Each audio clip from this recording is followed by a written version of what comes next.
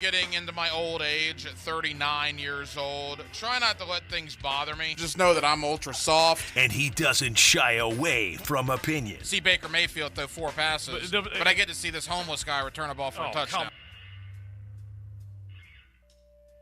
It's Hacker After Dark on 1010XL. And a very good Monday evening to you, Jacksonville. It is Hacker After Dark, 1010XL 92.5 FM with Dylan Denmark. The Hacker Ryan Green with you. Glad you are with us. A day to reminisce about a 31-27 loss to the Cleveland Browns. Jaguars now on a 2-game losing streak as they get ready again for the 4th time this year. The national spotlight will be shining on Everbank Stadium, just like it was week 2 against Kansas City, just like it was after the bye against San Francisco, and just like it was a week ago tonight against Cincinnati. And the Jaguars have lost all 3 of those showcase games. They will get another one in 6 days against the Lamar Jackson-led Baltimore Ravens, who currently have the best record in the AFC. But I have an interesting take on the Jaguars, one that I'm not sure I've ever had before, as a matter of fact. So we're about to break some new ice here on Hacker After Dark. Guest lineup looks like this. Coming up in about 20 minutes or so, a little under, Brian Sexton, Jaguars.com. We'll talk with Brian about yesterday, about looking forward to Baltimore. We'll certainly have a conversation about Calvin Ridley and Zay Jones and their lack of production yesterday.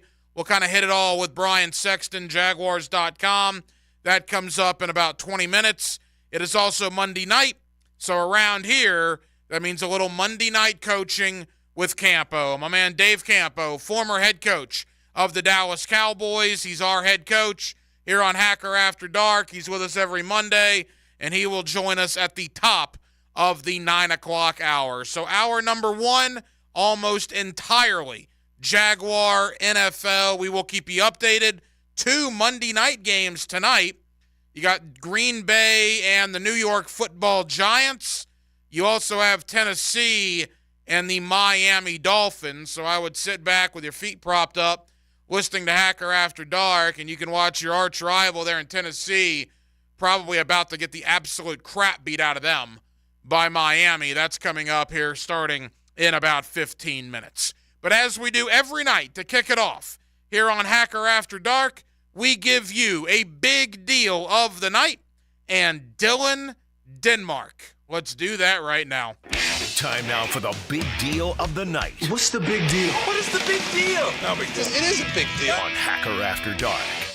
So every Sunday, Dave Campo, Leon Searcy, and myself, we do the 5th quarter, the award-winning 5th quarter, here on 1010XL and 92.5 FM.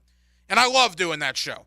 Been doing that show as long as we've had the Jaguars. I think that's a decade this year, as a matter of fact. And I've experienced a lot of losses during that time doing that show. But certainly as of late, we've experienced a lot of wins. But the one thing about doing that show is the passion, the excitement, or depression, depending on how the game goes, the freshness. I mean, it's 2 hours old. The game has only been over 2 hours before we hit the air on Sunday evenings. And you might overreact to some things. You might underreact to some things. But it's obviously cool to be able to instantly react to the Jaguars on the 5th quarter. But what I found from time to time is after you do that, you go back and you can rewatch the game late Sunday night or early Monday morning, which is what I did today. And I got to tell you, look, a loss is a loss, right? I'm not going to sugarcoat it.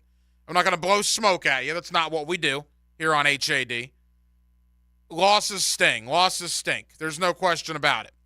But I do get the sense that some losses, although they mean the same, all losses are not created equal.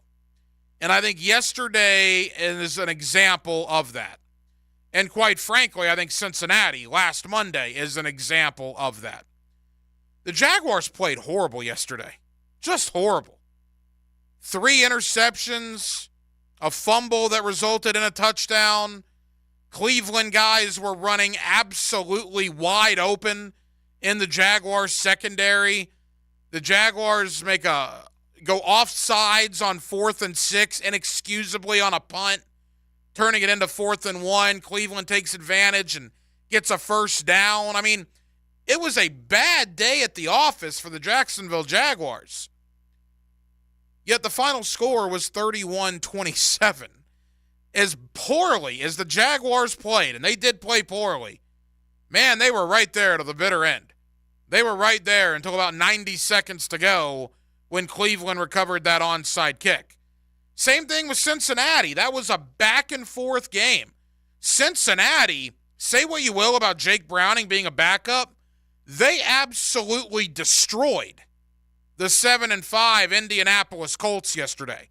Just destroyed them. Beat them by, I believe, 20. That was a back-and-forth game between Jacksonville and Cincinnati.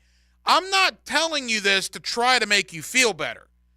I'm telling you this to try to be the voice of reason. Never have I ever been accused of being sunshine and rainbow. Let's go out with our harmonicas and violins around the campfire and sing Kumbaya when it comes to the Jacksonville Jaguars.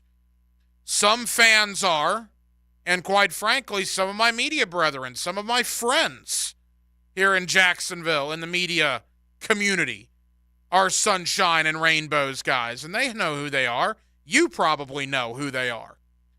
They'll try to make it seem better than it actually is. I very rarely do that. And admittedly, it's probably a flaw of mine because I get called out many, many times by many, many people about being ultra negative or too negative or this, that, or the other. And I don't know if it's the move to the evenings that's changed my philosophy on things. I really don't know. I don't think I've changed all that much. But I got to tell you, reading some reaction today from fans on some websites, on social media, talking to my buddies in my inner circle of Jaguar friends, you would think the season's over.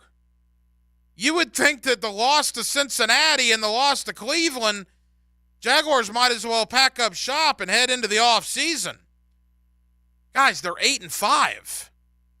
They're in first place in the AFC South. They have, according to the New York Times simulator, it was like a 91% chance of making the playoffs and an 84% chance of winning the division. They're going to win the AFC South. They have essentially a 2-game lead on both Houston and Indy when you factor in tiebreakers. And their schedule down the stretch consists of Carolina, Tennessee, and Tampa Bay. I don't even care about Baltimore. If you win 2 of the 3, Tampa Bay, Carolina, Tennessee, you would then force Indy or Houston to go 4-0 to catch you. And seeing as how Houston and Indy play each other week 18, that's not possible for one of them. So I understand back-to-back losses sting, back-to-back losses hurt. But the Jaguars are probably where they've belonged all along. What was the talk coming into this season? Well, you got Baltimore and Miami, and people were talking about Kansas City, and then Jacksonville was on that tier with the Jets and the Chargers and the Bills. Obviously, the Chargers are one of the biggest disappointments in football. Brandon Staley's going to get fired. The Jets, we don't know what they could have been because of the Aaron Rodgers injury. Jacksonville is debatable. Still, even after 2 straight losses, I would put them at either 3 or 4 in the AFC. I don't believe they're as good as Baltimore. We will see that on Sunday. I would tend to doubt they're as good as Miami, at least right now, although Miami can't beat anybody with a winning record. Jacksonville and Kansas City, it was a 17-9 game 3 months ago. Kansas City can't score. Their receivers are dropping passes. They're committing penalties that cost them games. This is not Kansas City of old. Buffalo, good team. They're getting better. They still have a lot of problems on defense. Cincinnati has hit lightning in a bottle with Jake Browning. I don't necessarily believe in them yet. My point is this. Does it suck losing to Cincinnati and to Cleveland? Yeah, it does. Going from 8-3 to 8-5 is not any fun. But this is reality.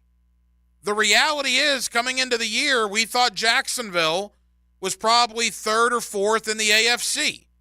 And guess where they are here in the third week, or I guess coming into the third week of December? They're basically 3 or 4 in the AFC. They're exactly where most of us thought they would be 3 months ago when the season started. They have everything right in front of them. The talk about the number 1 seed, that was fun. But I got to tell you, the only reason I wanted the number 1 seed was that bye in the first round. Home field advantage means nothing for the Jaguars. You know why? They're 2-4 at Everbank Stadium. They're not any good at home. Prove me wrong on Sunday. They're staring a 2-5 home record in the face if they lose to Baltimore. So don't tell me they need home field advantage. What good does that do? The Jaguars are much better on the road. They're 6-1 outside of Everbank Stadium, and they're 2-4 inside of Everbank Stadium. I wanted the number 1 seed for the bye. But the fact remains, the bye's gone. You're not going to have the number 1 seed anymore. That sucks, but whatever. You move on. But it's all right in front of you. And for people to think that the sky is falling and Trent Baalke this and Calvin Ridley that, just pump the brakes a little bit. Good heavens. It wasn't that long ago. In fact, it was less than 2 calendar years ago where we were already a month or 2 into mock draft simulators. I was already having draft guys on Hacker After Dark in December to break down the Senior Bowl and the East-West Shrine game. Being upset about being 8-5 is ironic as all get out to me based on where the Jaguars were for a majority of the last 15 years. There are a lot of teams. In fact, I'd say there are currently 13 teams in the AFC that would love to be 8-5 and leading a division. There are a lot of teams in the NFC that would love to be 8-5 and leading their division. Understandably, expectations can change. Goals can change as we move on in the year. This next month, these next 4 games, forget the number 1 seed. That's not going to happen. Home field advantage, you hopefully get that in round 1. But again, home field means nothing. The Jaguars haven't been any good here anyway. Win the division and get in. And I say all that coming to this. Look at the AFC right now. There are 11 teams that are 7-6 or better. 11. 4 of those will not even make the postseason. Is there a dominant team? Miami? They don't beat anybody with a winning record. Baltimore? They're good. Rams put 31 on them in Baltimore yesterday, a middle-of-the-pack NFC team. Took them to overtime. Kansas City's not elite. Are you kidding me? I understand Cleveland and Cincinnati just beat you, but if you play them again, you'll get them here for whatever that's worth. Pump the brakes. In the words of Aaron Rodgers from a few years ago, Jaguar fans need to relax. 8-5, leading the division. If the playoffs started today, you'd be in with a home game in round 1. And in fact, not to get too far ahead, but I'm not sure if the 4 seed isn't a very good spot to be in. You'll have a tough game in round 1, but if you get through there, I would love to go to Miami divisional weekend for 2 reasons. 1, you don't have to worry about weather. 2, there'll be 15,000 Jaguar fans that can make that trip. You think the Brigade, the Teal Street Hooligans, Jaguar Nation won't descend on South Florida? Those people can't sell tickets to save their life. And 3, if chalk holds in round 1, Kansas City and Baltimore could potentially be playing each other that weekend. So you would not have to beat both of them. Would it be hard to beat Miami? Yeah, of course. But I'd much rather take my chances in South Florida against Miami divisional weekend than having to go to Baltimore or than having to go to Arrowhead. I would love to play Miami. I'd love to have the Ravens and the Chiefs beat the crap out of each other so that you only have to play one of them instead of both of them. Again, getting a little far ahead based on the last two games, but I think the Jaguars are okay. I will go ahead and tell you I'm picking Baltimore to win Sunday night. I'm not breaking any news there. I will not pick the Jaguars to win an important game at home again until they actually do it. They will have to prove me wrong. I got bit against Kansas City. I got bit against San Francisco. I picked the Niners to win, but I said it'd be close. It wasn't. And I got bit last week against Cincinnati. Will not pick the Jaguars to win an important home game again until they do it. So I will pick Baltimore to win the game. Jaguars proved me wrong on Sunday night. But Jacksonville Jaguar fans, my message to you tonight is clear. Do not panic. 4 games to go. You control your own destiny for a division title. You control your own destiny for a postseason berth. You control your own destiny for at least one home playoff game. And in the American Football Conference this year, with 11 teams, 7-6 or better, 4 of those teams will be eliminated, won't even get in. The parity is unlike anything we've seen in quite some time in the AFC. I could close my eyes and imagine Miami, Baltimore, Kansas City, Buffalo, potentially, with the way they're playing, Cincinnati, and dare I say even Jacksonville coming out of the AFC playoffs. The important thing is getting in. Getting in. Again, 4 decent teams will not get in that are at least 7-6 or better as of right now. Get in, win the division, have a home game in round 1, and then let the chips fall where they may. Losing to Cincinnati was brutal. Losing to Cleveland was unfortunate. But everything at 8-5 is still right in front of you. And I cannot believe I'm having to be the positive guy here. I cannot believe that I have to be the voice of reason for some Jaguar fans out there today. But if that's my calling, here in the 3rd week of December, leading into Baltimore, that is what I will do. 641-1010 on the text line designed by Lifetime Enclosures. If you want to shoot us a text, you are more than welcome to do so. We will keep you updated. Monday Night Football is underway. Again, Green Bay and the New York Giants, also the Titans and the Miami Dolphins. Coming up next, my buddy Brian Sexton, Jaguars.com. Let's talk about Cleveland. Let's look ahead to Baltimore. And let's talk about some of the issues going on right now with this Jaguar football team. Brian Sexton next on a Monday night edition of Hacker After Dark. Every Friday, 1010XL picks the weekend's games. It's one of the greatest rivalries in all of sport. Listen for the Otterson Wealth Advisors risk-reward picks of the week. No points for second place. Otterson Wealth Advisors, your goals, our expertise. Here's Linda Beaver. Have you heard? Beaver Toyota and Beaver Chevrolet are attempting to sell 2,000 vehicles this December. How? I've instructed my team to take all reasonable offers. We won't lose your business over price. We have thousands of cars, trucks, and SUVs on the ground and priced to sell. We guarantee the most money for your trade and the easiest car buying experience ever. I promise we ain't leaving nothing on the table.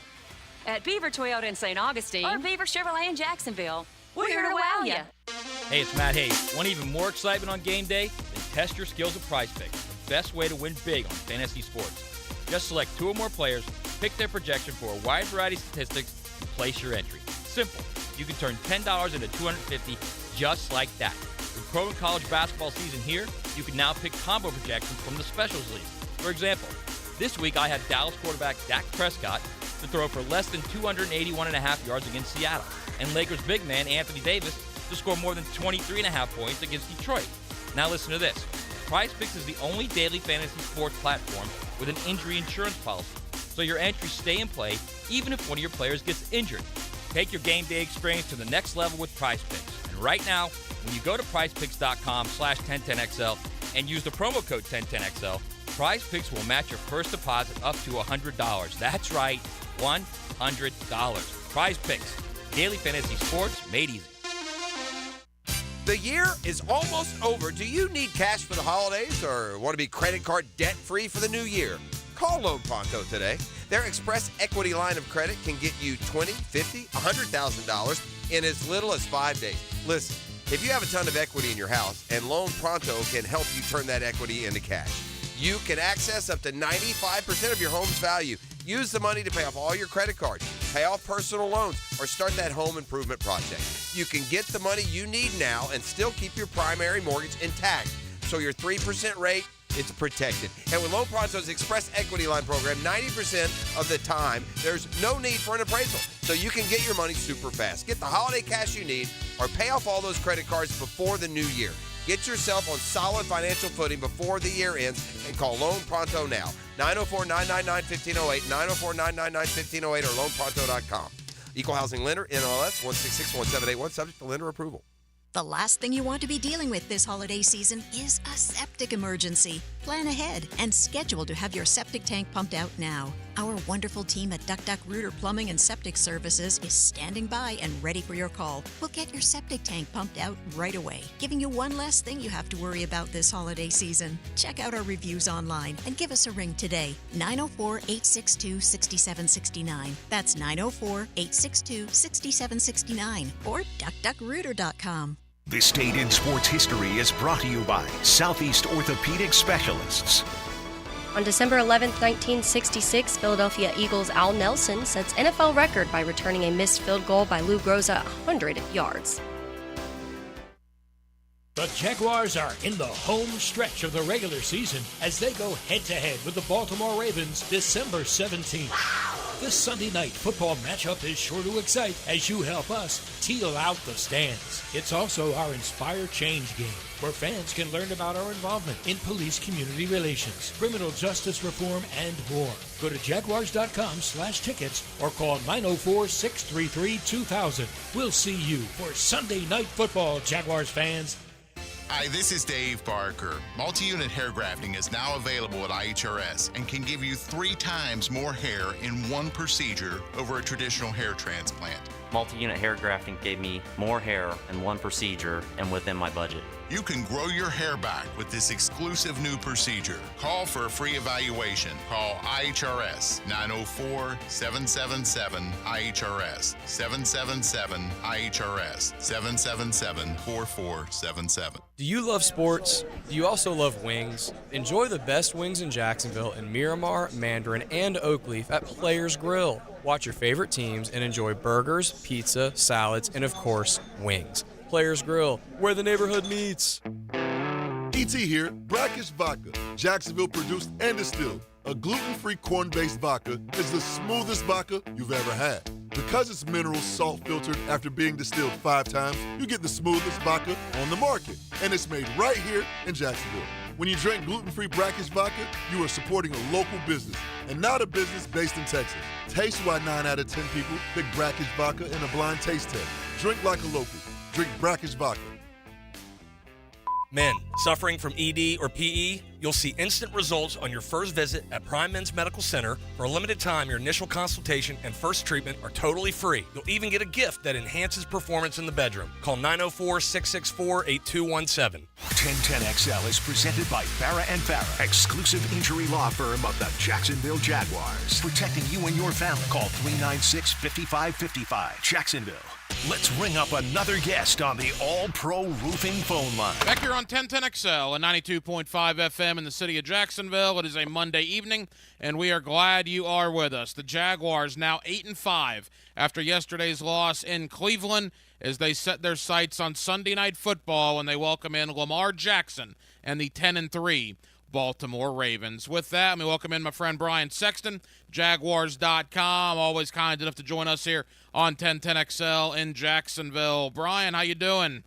I'm good. How are you? Brian, we're good. Thank you for the time. And all right, last time you and I talked, the Jaguars were 8-3, coming off a huge win in Houston, and all was right with the world. And here we are 14 short days later, 8-5, and a lot of questions, Brian, but I guess, well, that's the National Football League for you. Well, it is. You can ask the people in Philadelphia or in Kansas City today. You know, a couple weeks ago, those two teams played on Monday Night Football, and they billed it as a preview potentially of the Super Bowl, and now both of those teams have lost back-to-back weeks. It happens in the NFL. And look, I mean, you're a missed Brandon McManus field goal from being 9-4. So I get it. The defense has some issues down the field, and you don't feel like they're playing good football. Certainly, they're not playing consistently on either side of the ball right now, and you've got all these injuries. But they're 8-5. A big home game this week, and I've been saying, look, if you win this week, you claim the AFC South. I know mathematically it won't completely be over, but you look at what's happening with the quarterback in Houston, and you see the schedule they've got in front of them, and then you see that the Colts are kind of smoke and mirrors. They got to do it with defense, put Gardner Minshew in a specific spot where he can make a throw. It's just, if the Jags come out and win on Sunday and beat the Ravens, they will put the nail in the coffin for the AFC South, and they'll own it. Brian, a couple of things jump out to me about yesterday's game that I want to throw at you. There's a couple negatives and a couple of positives. Let's begin with the negative. All right. Calvin Ridley and Zay Jones were thrown to 27 times apiece yesterday. They're combined targets. My Wolfson High School math will tell me when only 9 of those balls are completed, that means 66% of the time the ball went in Ridley or Jones's direction, it was incomplete. How troublesome is that? All right. Well, first of all, Wolfson High is a magnet school, so your math is pretty good. Here's where it's troubling. It's troubling to me from the Calvin Ridley perspective, because on both of the interceptions, it appeared that he didn't know where he was going. It appeared as if he was out of a position. And it's no coincidence that when he played his best games with Zay Jones in the lineup, it was because he and Zay were collaborating on what was happening. Appears to me that there's some chemistry issues. I mean, it appears to everybody that there's some chemistry issues there. The other thing that you mentioned about Zay Jones, look, I mean, Zay was playing on the opposite side of the field from Ridley yesterday because Christian Kirk is not involved right now, and I think that's a big deal. You know, modern football is about getting guys, playmakers like Ridley, in space and then asking them to beat their man one-on-one. It's kind of like basketball. You got to space the field correctly, and it really hurts that you don't have Christian Kirk out there right now. I mean, he's a guy that he is so dangerous, especially on third down, that defenses had to account for him. And safeties were looking for number 7 yesterday. You saw it on that 4th down throw. They didn't have to look the other way. Didn't even pay attention to where Parker Washington was. They were worried about Zay because of the propensity for the quarterback to go at number 7 on critical third downs. And so not having not having Kirk hurts Jones and Ridley, and then Ridley hurt himself yesterday on a couple of those routes where it just appeared, and I haven't talked to Calvin, he doesn't talk until Wednesdays. I know you're in the locker room, you'll hear it as well, but it appeared that he didn't understand where he was supposed to be. Brian Sexton, Jaguars.com. That's the negative. The positive, and it's unfortunate because the 2 losses have completely overshadowed this, Evan Ingram in 2 games is putting up numbers like Jimmy Smith used to put up. I believe he has 17 catches for 170-plus yards and 3 touchdowns. Brian, he's one of the best tight ends in football right now. Yeah, if you go and look at the numbers on tight ends, you will find that Travis Kelce and maybe Greg Kittle are these guys that have better numbers than he does. But he's already set the Jaguars' single-season receptions by a tight end mark. He said last year, he broke it yesterday. He is playing at a very, very high level, and it's a good thing because without him, I'm not sure where they'd be. They need him to open things up for Zay and for Ridley. He is such a problem. He is faster than most linebackers. He's bigger than safeties, and he's a guy with just this keen sense of the ball and where it's supposed to go. You know, he had some drops last season, and then boom, had that Tennessee game in early December. And since then, he's been a complete monster for people to deal with. In the locker room yesterday after the game, it was him who had the most remorse for Christian Kirk because he understands that if Christian Kirk is on the field, he's even more dangerous because without Kirk, defenses are now going to say, we're 17, because clearly 17 outside of the red zone deep inside the red zone, no matter where he's at on the field, he's a problem. Yeah, there's no question about it. And, Kirk is gone. Parker Washington, you mentioned him. Look, he's a sixth-round rookie who was hurt this year. I know he had the fumble yesterday. But I got to tell you, Brian, watching the game back this morning, a lot of sixth-round rookies to me would have tucked tail and said, today's not my day after that fumble. That catch Parker Washington made for that touchdown, that's 2 weeks in a row. He's made big boy catches for touchdowns. They might have found something with Parker Washington. Well, I think they did. Look, those are the kinds of catches that, truthfully, Christian Kirk makes. But let me give you a completely different dimension. Most people haven't paid attention to it. So you say he's replacing a Pro Bowl caliber receiver in Christian Kirk. At the same time, he's replacing a Pro Bowl caliber return man in Jamal Agnew. He is not doing one big job for a sixth-round rookie who was hurt. He is doing two. And yesterday he gave you a big 11-yard return, and he gave you one, 22, 23 yards as well. He's a good young player. And, yeah, he fumbled the punt. He had to fall on it against the Bengals, and he had to fumble yesterday because he's trying to do too much, trying to make a move to the outside and pick up a first down. But he's a really good, promising young player. And I mean to tell you, it's hard enough to throw a kid in there and say, hey, you got to be like 13. But to say you got to be like him and Agnew, it's a lot. And he's doing a pretty decent job at it. Couple of more for Brian Sexton of Jaguars.com. To me, the Parker Washington equivalent on the defense is Antonio Johnson. I'm at the point now, Brian, where I want to see more Antonio Johnson on the field. Well, I think you're going to. Doug Peterson said in his news conference earlier today that Andre Cisco is dealing with a groin, and those tend to be like hamstrings. They can linger.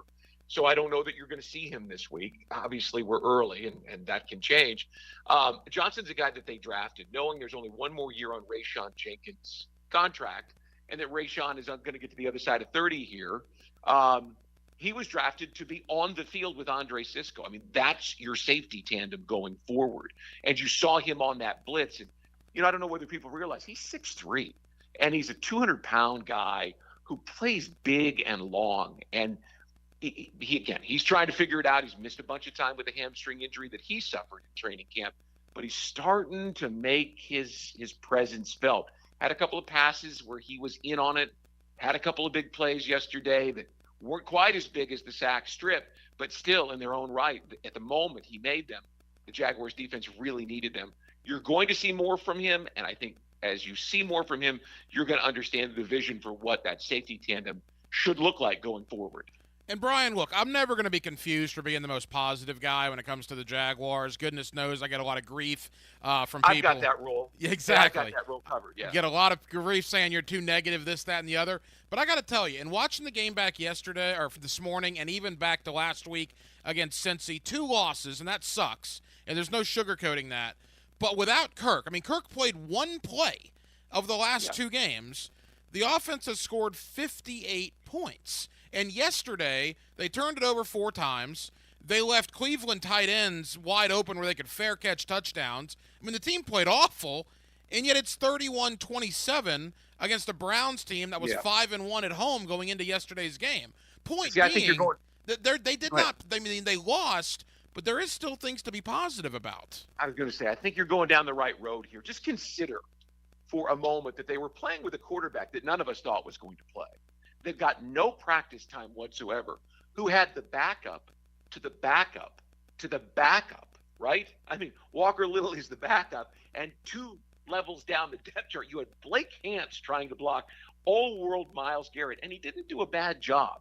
Plus, you had Kirk, who was not in the game. Let me tell you something.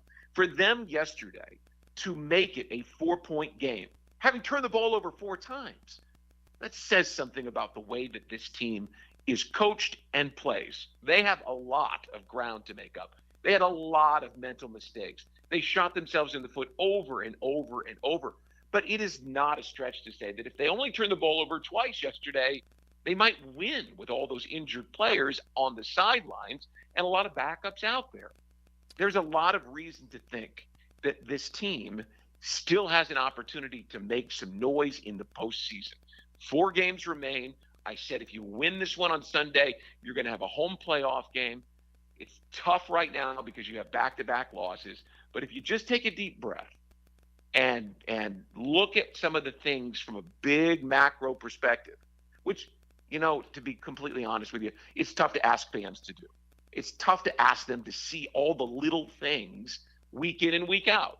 But if people can have a big picture perspective on it, there are some reasons to think that they can get this thing going. In fact, I just asked Doug, because he said yesterday in Cleveland in his postgame, we're not playing our best football at a time of the year where you want to be playing your best football. And my question was, is there enough time?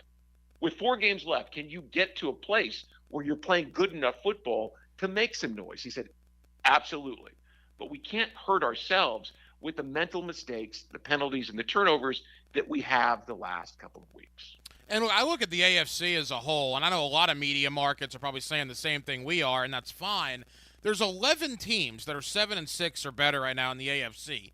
4 of those teams aren't even going to make it, and when you look at the teams that will make it, you talk about a dominant team.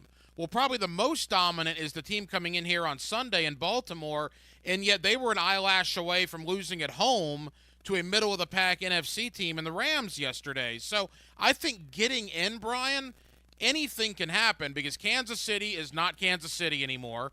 Miami is good, but anytime they play a team above 500, they get killed. Baltimore is good, but they have flaws. And then I think everybody else is right there in the middle. Look, the difference between, the Bills and the Bengals, those 7-6 teams, and the top are a couple of injured players. That's it. I don't think anybody really separates themselves in the AFC. There are dominant players, but there isn't a dominant team. I think the Jaguars are right where they belong, right squarely in the middle of this entire thing. They're not an elite team. At their best, they approach that, but they're not there.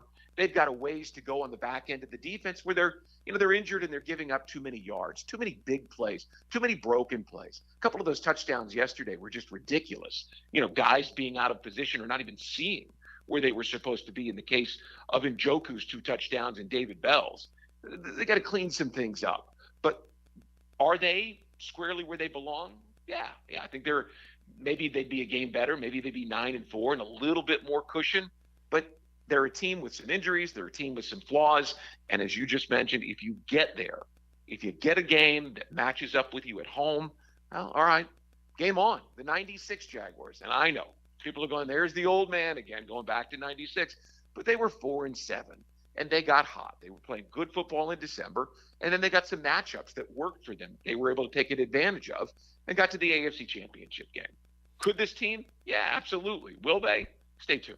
Final moments, Brian Sexton, Jaguars.com. I imagine Indianapolis and Houston are both kicking themselves. The Jaguars gave them an opening yesterday they were not able to take advantage of. Jaguars still the overwhelming favorite in the division, Brian. That, to me, is the goal, right? Expectations change as the season goes on.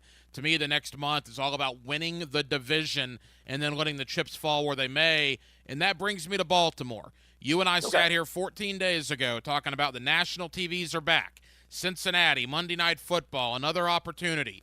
And they lost again. That's San Francisco, KC, and Cincinnati that have all come in here in a primetime spotlight, if you will, and the Jaguars underperformed. Is there any reason to believe that things will be different on Sunday night? Sure. I mean, I'm the optimist. You get home, you get Walker Little back, perhaps. You get some guys back into the lineup. You get a home crowd that's all fired up and the quarterback who's a little bit more mobile, and they spend the week with Calvin Ridley making sure he's on the right page. All of a sudden, perhaps maybe you get the running game started. I know all these things are if, but that's week to week in the NFL.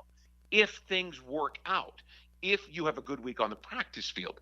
And let's be honest, they didn't last week. They didn't have the quarterback on the practice field last week. And so some of those errant passes were, the ankle and the lack of precision based on practice. So if you get some of these things back, yeah, there's a reason to believe that they can step out on the field. And plus, you said it yourself, the Rams, who are middle of the pack, 7-6 team now, go in there and they got them pushed right to the ropes. Here's where the Ravens have an advantage over everybody. Their pass rush is fierce. Their pass rush is far enough. They have more than 50 sacks with 4 games to play. They look fearsome, and you've got an offensive line that is mismatched right now. Just kind of pieced together. That looks to be a real problem. But if the Jaguars get takeaways, right, like they did, and give short field scoring opportunities, sure, there's no reason to think they can't win. Brian Sexton, Jaguars.com. Brian, tell them what's coming up on Jaguars.com heading into the Baltimore game on Sunday. Well, Jaguars AM, Jags Wired, happy hour. I mean, it's full tilt ahead. This sounds like I'm bragging, but we put a lot of content out there and a lot of time. The Hunt is coming out again with a new episode shortly. I wish I knew the date off the top of my head. I should have looked that up. I will next time.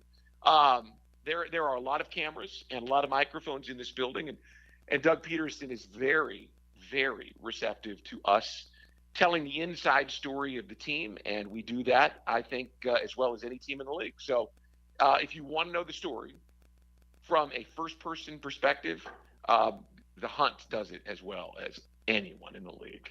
Brian, I know you're very busy on Mondays, man. Thank you for taking time out. We certainly appreciate it. Have a happy holidays, and we'll talk again soon. You got it. There you go. Brian Sexton, Jaguars.com, here with us on Hacker After Dark. A couple of Monday night football games ongoing. Green Bay and New York scoreless midway through the first quarter. New York is driving at the Packer 27-yard line. Tennessee and Miami, get a load of this. Miami had the ball at the Tennessee 1, fumbled snap. Tennessee recovers. 3 plays later, Will Levis throws a pick six to a defensive tackle. He was looking, I guess, for a tight end screen, and a defensive tackle, number 92.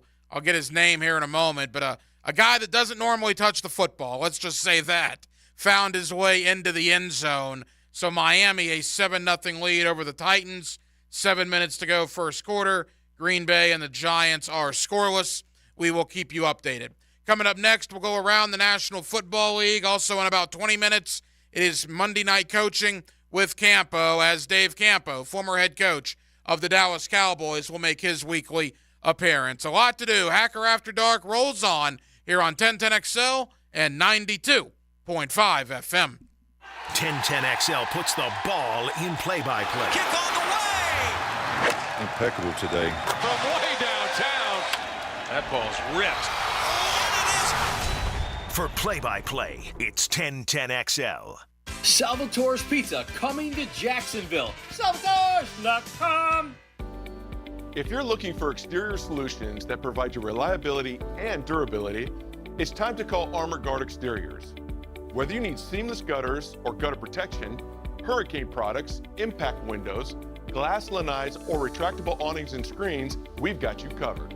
Call My Home Team today for your 5-star experience at 904-906-8669. Armor Guard Exteriors, committed to quality, and that's a promise. So I'm here with Danny Van Sickle, director of the Electrical Training Alliance. Danny, tell me about your program. Hey, Rick, we're a 5-year electrical apprenticeship. Our students start out making over $30,000 a year, and right now graduate making over $80,000 a year, including benefits. There is no tuition and no student debt. You just have to apply and get accepted. Did you say no tuition and no student debt? You heard that right, Rick. Once you're accepted into the program, your only costs are the books and the course fees, around $700 a year. Wow, that sounds like an amazing opportunity. How can I learn more? Just go to etajax.org, and you can apply there. Apply by May 23rd. The YMCA provides after-school care programs for kindergartners through middle school at over 40 sites across the First Coast. Our programs focus on safety, health, social, and emotional growth and academic enhancement. At the Y, your child can build self-reliance, get help with schoolwork, explore new talents, and develop healthy relationships with others, all in a safe, nurturing environment. Plus, financial assistance is available. Learn more at fcymca.org. Fish are good at hiding. Captain Kevin can help you find them. Oh, yeah, that's a big one. Find more fish on the Ring Power Fishing Forecast Show. Thursday nights at 6. Brought to you by Awaken 180 Weight Loss on 1010XL AM. Post-game Monday on 1010XL is brought to you by Dandy Foods, makers of quality fresh sandwiches and home of the good stuff. Time now for a medical recap. A health and wellness tip from Jaguars head team physician Dr. Kevin Kaplan. Regular strength training is key to maintaining muscle mass. Like muscle building, you need to stress the muscle to maintain strength. This means lifting enough weight and doing enough reps to the point where it's too hard to do one more. Yoga and Pilates are also lower impact muscle building workouts that help maintain lean body mass and improve flexibility. Let's get moving, Jacksonville. Make a crucial catch against colon cancer. Hicken here for the Borland Groover Foundation. If you're 45 or older, the ball is in the red zone to get screened. The key to surviving colon cancer, early detection and prevention. 45 is the new 50.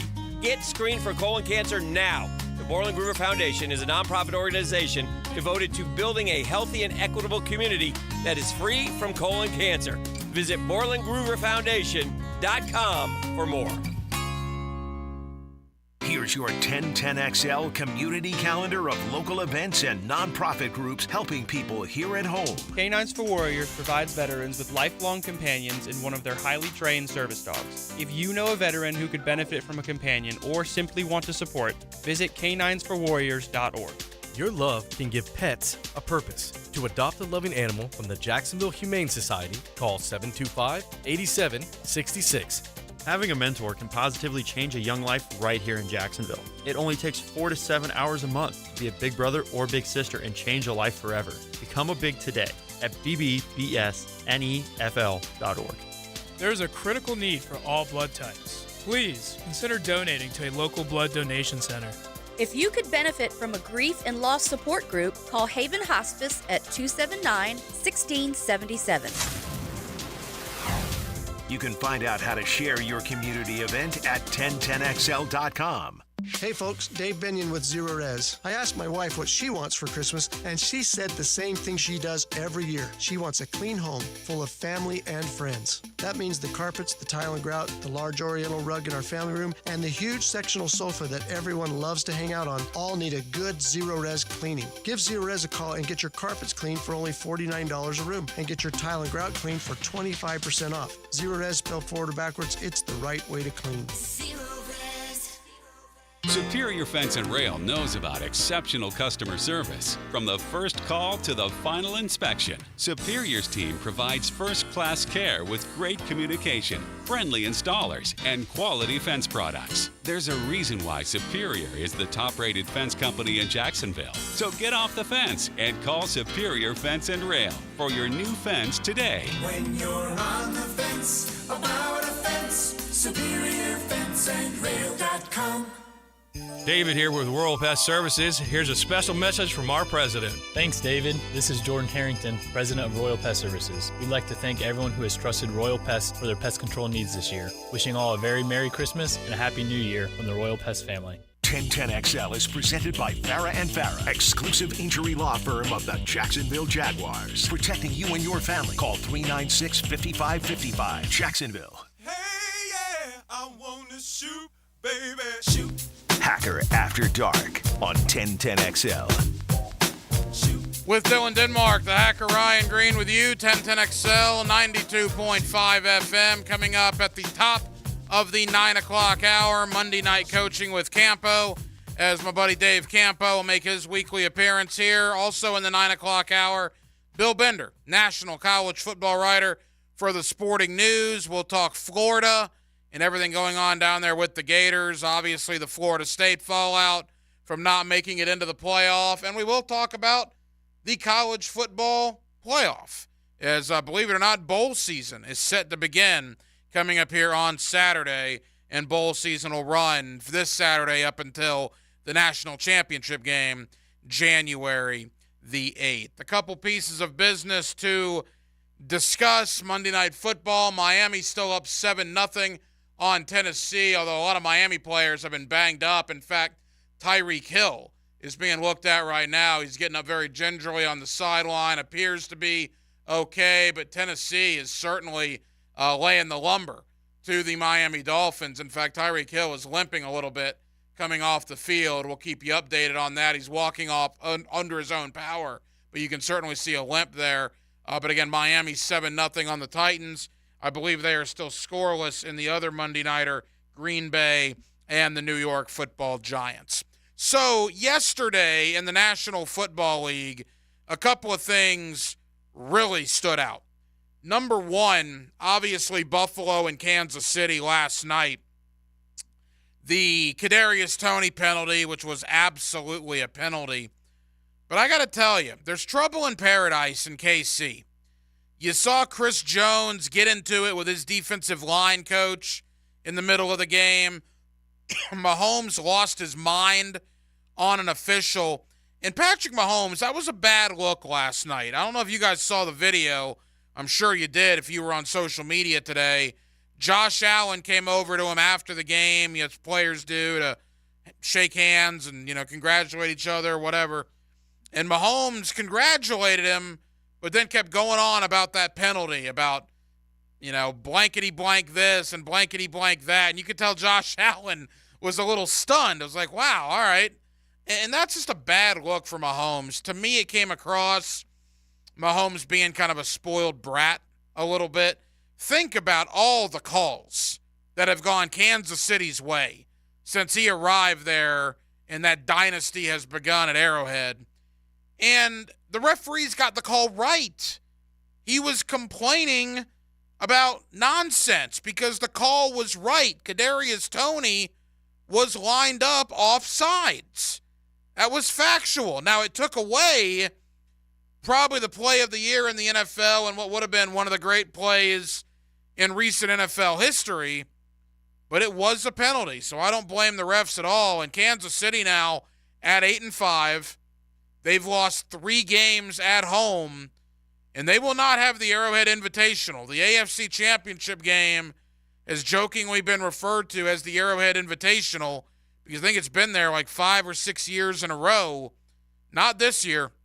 Baltimore with a 2-game lead on them with 4 to go.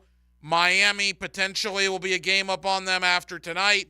And the interesting thing for Kansas City now, they're all of a sudden only 1 game up on Denver. Denver out of nowhere is 7-6. Kansas City is 8-5. And remember, Denver beat Kansas City the last time they played.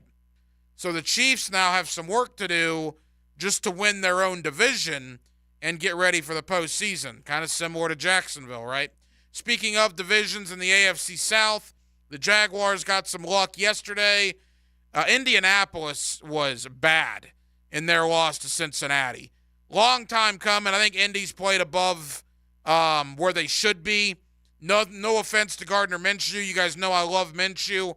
But that team was 7-3 against everybody not named Jacksonville going into yesterday. Cincinnati kind of laid one on them, and I'll be very curious how Indy responds to that. They have a quick week. They play Saturday in a gigantic game against Pittsburgh. And then Houston yesterday in New York, to me, that loss was very similar to Jacksonville's loss to Cincinnati. Yes, it's only 1 loss in the L column, but Houston got beat up yesterday. They're already without Tank Dell for the year. Yesterday, Nico Collins left with a calf injury. C.J. Stroud left and is in concussion protocol. Will Anderson left with an ankle. Not only did Houston lose the game, they got beat up in the process. So I kind of wonder where Houston is now after the Jets laying one on them. Again, Jacksonville, 8-5.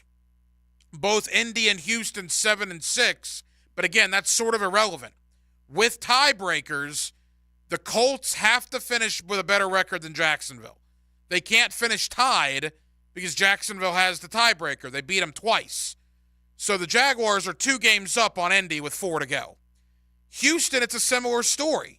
The Jaguars and Houston split, but Jacksonville currently has the better division record, which is the next tiebreaker. So even though it says 8-5 for the Jags and 7-6 for the Texans, no. In reality, the Jaguars, again, are up basically a game and a half on Houston with 4 games to go.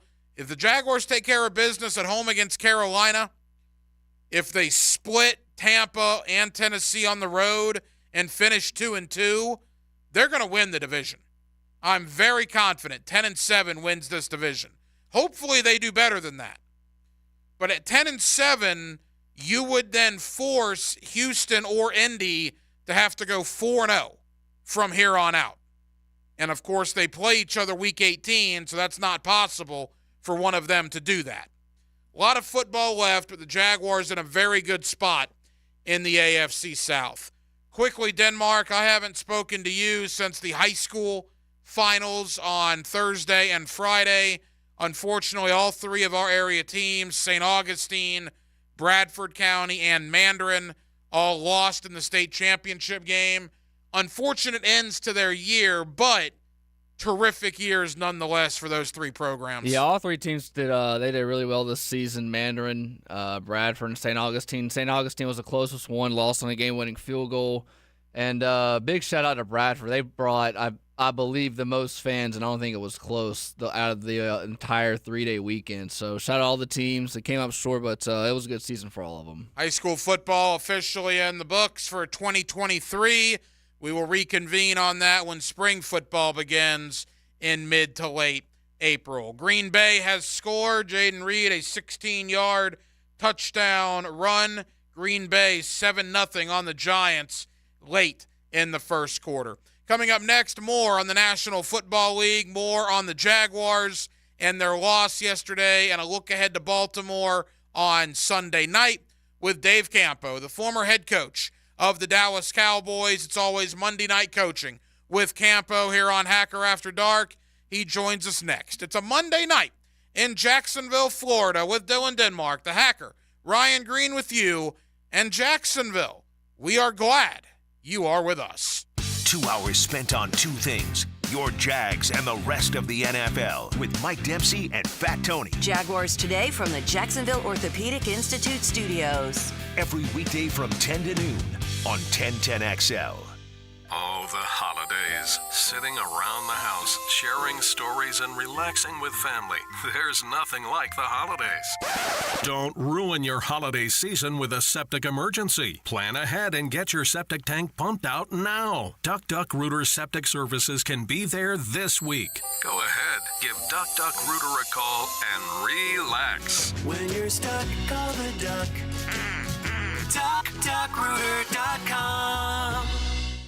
Some days I cover up because of my moderate to severe plaque psoriasis. Now I'm hitting the road with clearer skin thanks to Skyrizi, Risankizumab Riza, a prescription-only 150 milligram injection for adults who are candidates for systemic or phototherapy. With Skyrizi, 3 out of 4 people achieved 90% clearer skin at 4 months. And Skyrizi is just 4 doses a year after 2 starter doses.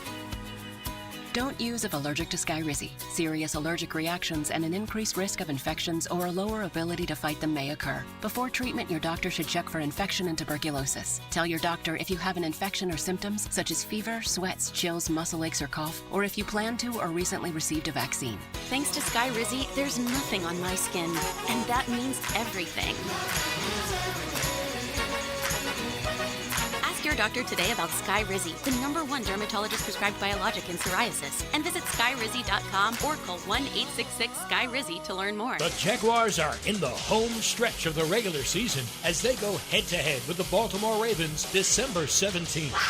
This Sunday night football matchup is sure to excite as you help us teal out the stands. It's also our Inspire Change game, where fans can learn about our involvement in police community relations, criminal justice reform, and more. Go to Jaguars.com/tickets or call 904-633-2000. We'll see you for Sunday Night Football, Jaguars fans.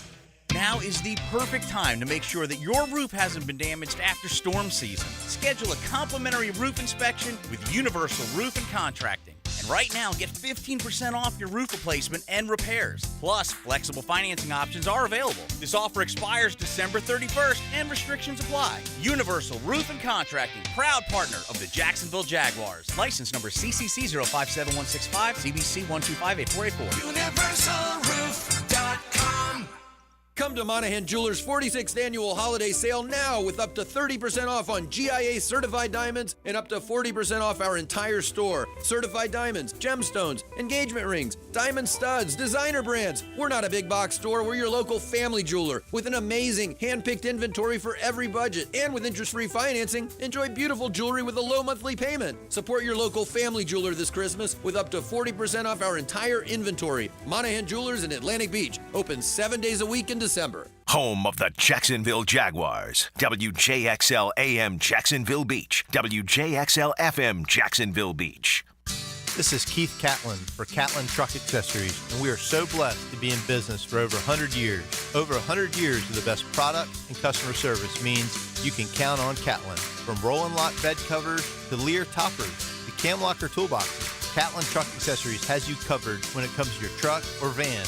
We do those too. Got a fleet of vehicles? We can outfit them all. Who can you count on? Count on Catlin. One name, one location, 100 years. You can count on Catlin. With tens of thousands of satisfied patients across America, it's no surprise QC Kinetics gets 5-star reviews. I'm feeling on top of the world because of QC Kinetics. I'm able to do the things that I wasn't able to do for a long time. I can recommend them highly. I would recommend QC to anybody. QC Kinetics has changed my life. I couldn't believe it. I honestly was skeptical, but the pain went from a 10 to a 0. Real people with real lasting relief from joint pain. QC Kinetics Regenerative Medicine is regenerating me. It was super successful, and I recommend everyone seek out QC Kinetics as an alternative to surgery. This non-surgical approach is definitely the future. I tell as many people as possible. I am an ambassador. I love QC Kinetics. QC Kinetics, the nation's leader in advanced regenerative medicine. No drugs, no surgery. Call QC Kinetics now for your free consultation. Call QC Kinetics, 904-274-5522. That's 904-274-5522. 904-274-5522. Frank Frangie here. Let Southern Steer Butcher add the perfect touch to your Christmas table. I'm talking prime and choice rib roast and tenderloin with side. Now accepting holiday orders until December 18th. Click on the holiday ordering tab at southernsteer.com. Instant Keys. You don't have to go to the dealer. Instant Keys comes to you. For lost or broken keys or nearly any make and model of vehicle, call 722-1111 for Instant Keys locksmith service. 1010XL is presented by Farah & Farah, exclusive injury law firm of the Jacksonville Jaguars. Protecting you and your family. Call 396-5555. Jacksonville. Let's ring up another guest on the All-Pro Roofing phone line. Back here on 1010XL and 92.5 FM in the city of Jacksonville. It is a Monday evening, and we are glad you are with us. The Jaguars fall to Cleveland yesterday, are now 8-5 on the year, and Sunday Night Football rolls in with Lamar Jackson and the Baltimore Ravens traveling to Jacksonville this Sunday. With all that being said, I'm welcoming my friend Dave Campo, former head coach of the Dallas Cowboys. It's always Monday night coaching with Campo here on Hacker After Dark. Coach, how you doing? I'm doing okay. Obviously we've lost 2 in a row, so that kind of puts a little bit of a damper on it. But, I'm confident that we're going to be able to get it turned around. That's the kind of approach that you have to take. Coach, I've never been positive guy, and I told you this on the 5th quarter last night, and I went back and watched the game again this morning. And I got to tell you, as poorly as Jacksonville played, I mean, you had Cleveland Browns players running wide open for touchdowns. The offense committed 4 turnovers.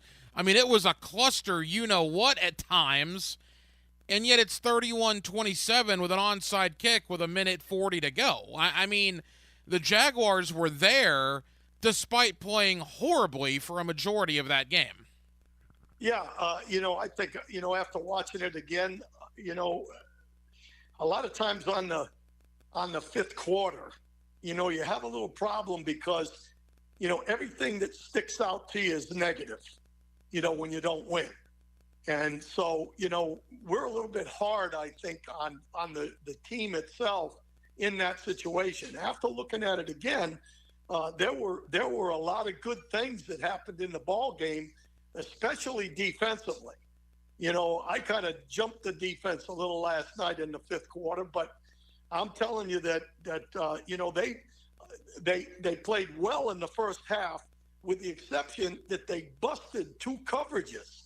And that's the kind of thing that's really hurting us. We're just not cleaned with this football team right now. There's a lot of good things happen.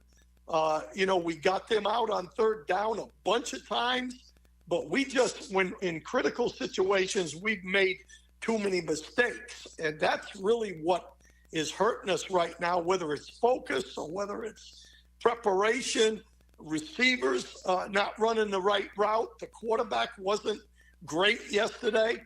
So there are a lot of things that just kind of made the game close when it shouldn't have been. He's our head coach here on Hacker After Dark. My friend Dave Campo is with us every Monday. Coach, you mentioned the wide receivers and the quarterback. That was certainly a big topic yesterday. 27 targets combined for Zay Jones and Calvin Ridley. Only 9 completions. I can do my Wolfson math on that pretty quick. 66% of the time that the ball was thrown to Jones and Ridley, it was not caught. Some are on them, some are on Trevor, but the bottom line, Coach, that's a problem. Yeah, there's no question, and that was not a clean day. You know, Ridley made a couple of bad decisions on running route. Zay Jones, I'm not sure whether he made the bad decision or Trevor made the bad decision. The one that you know, everybody's on listening to the radio this morning. Everybody's on the fact that on a 3rd and 1, they threw a takeoff to Ridley. Well, that was a check off because they went 4 across the board, but the corners backed way up, and Ridley didn't think the ball was coming to him. And then all of a sudden, there's the ball, and they get another interception. So the timing wasn't good with those guys. Some of that, I think, is the fact that Trevor was getting a little bit of pressure, but at the same time, he's coming off of a week of no practice. And I'm a big believer, if you don't practice, it's hard to execute. And some of the things that are hurt, obviously, is the timing with receivers. Coach, is the fan base's criticism of Calvin Ridley fair to this point? I think it is, because there are some plays that he should have made if he's supposed to be who he's supposed to be. And there are some times that he's kind of ad-libbing routes. And you just can't do that. It's just too critical in situations, especially when the games are close like they are in the NFL. The route that Trevor threw the interception when they were down on the 25-yard line or wherever they were, when Ridley ran the post and it was thrown behind him, he never even saw the ball. He ran the route too deep. So the timing wasn't there. Trevor was throwing on time, and it would have been a bang-bang catch and maybe run into the end zone. But he ran it a little too deep. He probably took 1 or 2 extra steps, and the ball was already out. Quarterback can't hold on to the ball forever. And that's, those kind of things, that you can't have those things and win ball games. And that's when you look at us, you say, this is a good football team, but we are not clean right now in a lot of areas. He's our head coach here on Hacker After Dark. My friend Dave Campo with us every Monday here on 1010 XL. Coach, one of the things that's been overshadowed in the last 2 weeks is the performance of Evan Ingram. In the last 2 games, Evan Ingram, 17 catches, over 170 yards, and 3 touchdowns. Despite the losses, which is what we're focusing on, Ingram is playing like a top 5, or dare I say, a top 3 tight end in the league right now. Yeah, he's a big wide receiver playing tight end. And, the thing with him is the routes that he runs, he's the best receiver on the field. They had 2 of those guys with Kirk and Ridley. Both of those guys are excellent route runners, get themselves in open areas, are good run after catch guys. And, unfortunately, Kirk's hurt. But Evan Ingram, all I heard about Evan Ingram coming in was that he wasn't as good as everybody thought he was, and he dropped a lot of balls. He doesn't drop anything. As a matter of fact, he catches things that other people can't catch. So, he deserves all the accolades that he can get, because he's the best guy on the field right now as far as receiver is concerned. You mentioned the 5th quarter that you and I and Leon seriously do 2 hours after the games on Sundays. I love that show because it's fresh, it's instant, the reaction is real, and it's passionate from the callers and from us. But when you do get a chance to step back and we rewatch the game on Monday mornings, I got to tell you, Parker Washington fumbled. Obviously, it was a big play, resulted in a touchdown.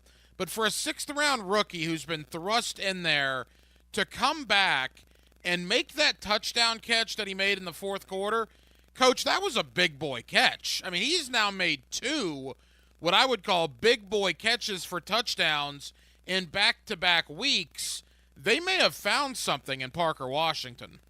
Well, there's no question that he was picked because he's capable of making those kind of plays, and he's really almost a clone of Kirk. You know, he's a slot receiver that can run. He's got speed. The ball he caught for the touchdown, you know, that's a slot route. And if you're good enough, that back shoulder throw, if a team is playing man on you, you got a great chance of making a play there. And he made a great catch, and he's done that.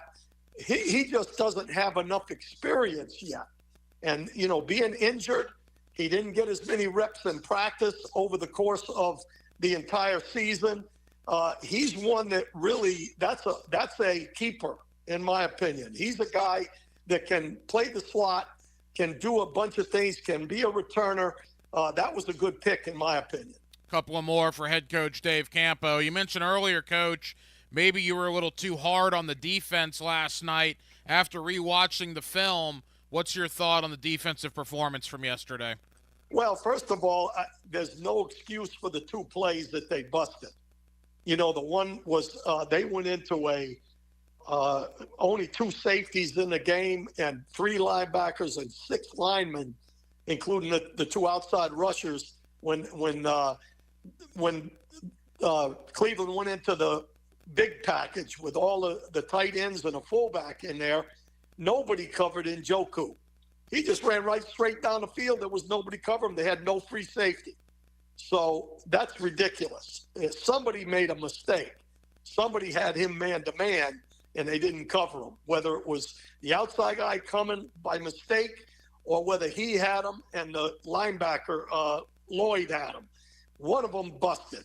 And then Njoku's second touchdown, it was I believe it was Lloyd all the way.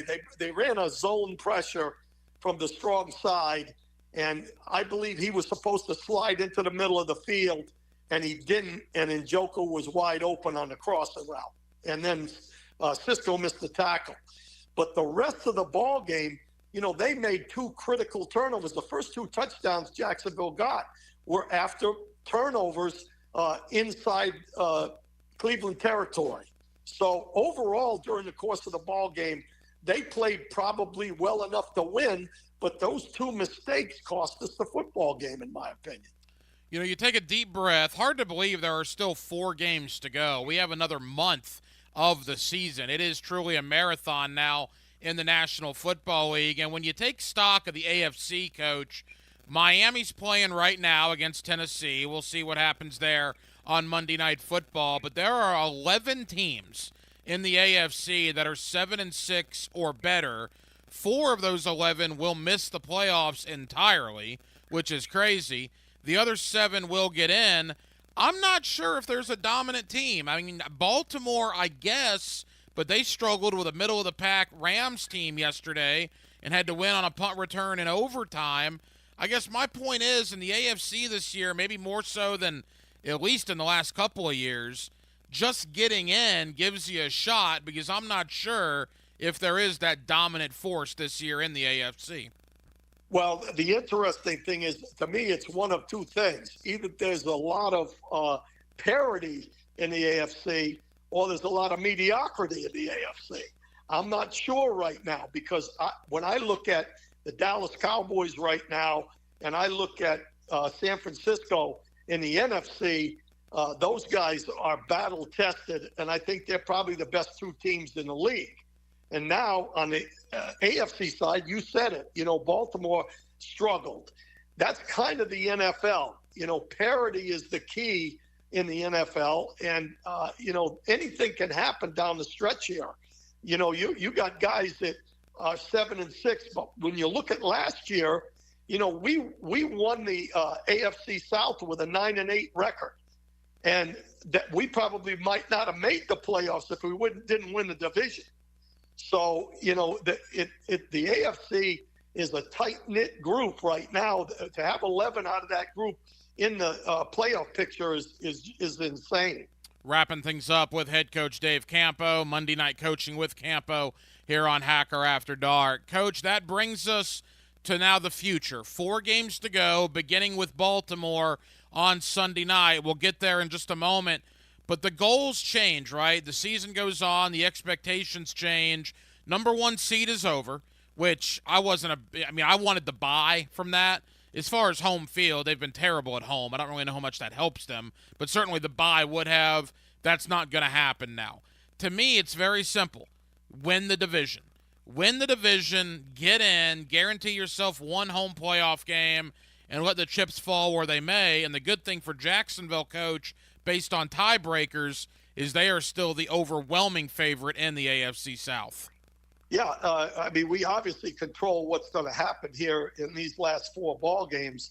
I think this one right here, coming up against the Ravens, that's a tough game, but we played pretty good against the Ravens over the years. So that'll be interesting to see, but we have to make sure we win the games that we're supposed to win.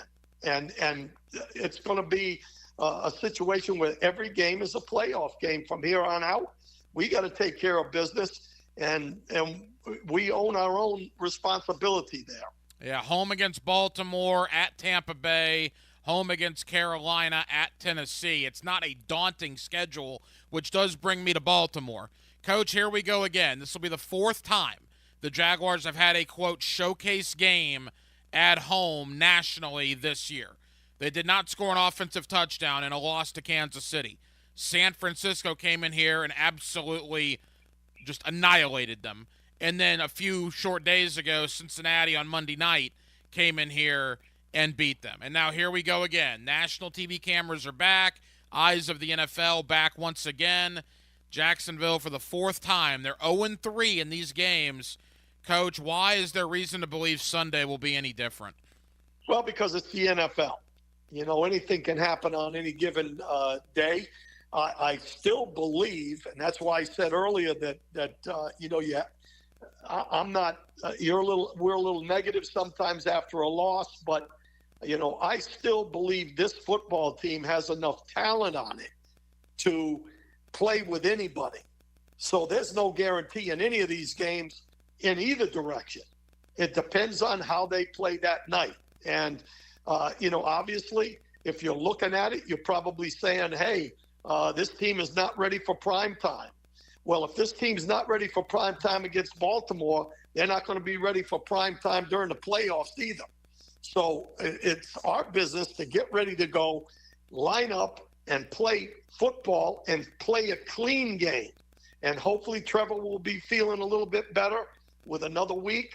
And, maybe we get Walker Little back. Hopefully we get a couple guys that can help us back.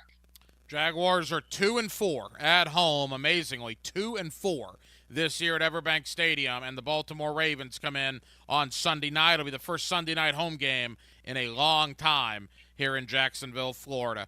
Coach, the work never stops for you, me, and Leon Searcy. The answer is yes. There will be a 5th quarter. I guess Monday morning is when we'll be on the air, Coach, 2 hours after the Ravens and the Jaguars go final. I'm looking forward to it. As fun as that was after Cincinnati, it would be nice to talk about a win at 1:30 in the morning this time around, and that's something we certainly will hope to do.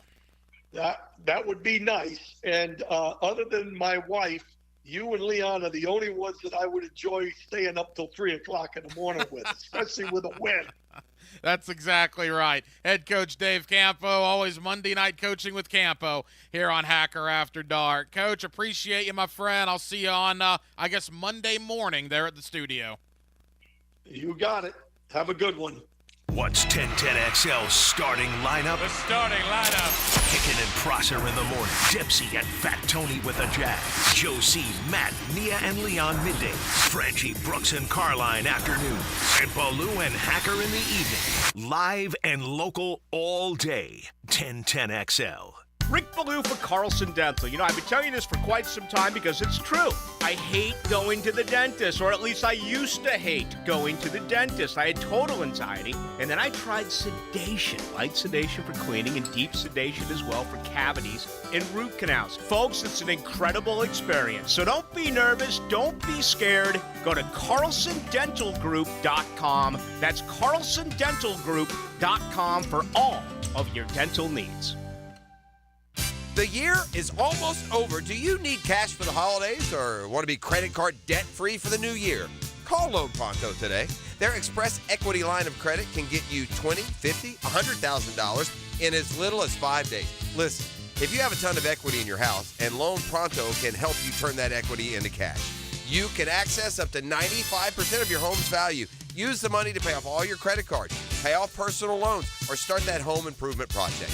You can get the money you need now and still keep your primary mortgage intact. So your 3% rate, it's protected. And with Loan Pronto's Express Equity Line program, 90% of the time, there's no need for an appraisal. So you can get your money super fast. Get the holiday cash you need or pay off all those credit cards before the new year. Get yourself on solid financial footing before the year ends and call Loan Pronto now. 904-999-1508, 904-999-1508 or loanpronto.com. Equal Housing Lender, NLS 1661781, subject to lender approval. Get Gators play-by-play on 1010XL. Brought to you by Farah and Farah, exclusive injury law firm of the Jacksonville Jaguars. And Renewal by Anderson, the official window and door replacement partner of the Jacksonville Jaguars. Pickett here. The Borland Groover Foundation proudly presents the annual March to Get Screened 5K race and 1 mile fun run. Sunday, April 14th. The race starts at 7 a.m. under the Fuller Warren Bridge. Their mission, raise awareness about colorectal cancer and related deaths. All proceeds benefit the Borland Groover Foundation. It's a nonprofit organization devoted to building a healthy and equitable community that is free from colon cancer. Visit BorlandGrooverFoundation.com for more.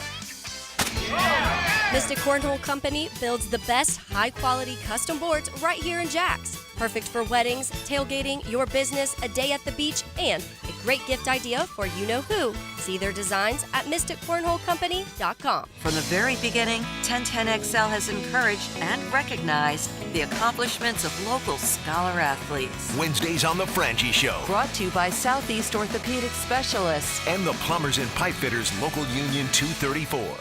Eggnog in the carpet, wine on the sofa, dingy-looking tile and grout, no problem. Call Zero Res. Zero Res technicians are cleaning freaks. Over 5,000 5-star customer reviews. Zero Res, spelled forward or backwards, it's the right way to clean. Hey everybody, Mike Dempsey here for Awaken 180 Weight Loss. Do you have unused funds in your HSA or FSA accounts? Why not put those pre-tax dollars to its best use, your health? Awaken 180 is an approved expense for HSA and FSA plans thanks to the recognized health and medical benefits that Awaken 180 delivers. And remember, those unused dollars might vanish at year's end. So let's make those extra pounds disappear instead. You might be thinking, wait until after the holidays to start Awaken 180. But here's a thought. The program is designed for real life, holidays included. With Awaken 180, you can enjoy celebrations, cocktails, and even those holiday feasts, all while losing weight. Don't wait for the new year to make a change. Use your HSA or FSA funds now for something truly impactful, your health. Start now and step into the new year with more life in your life.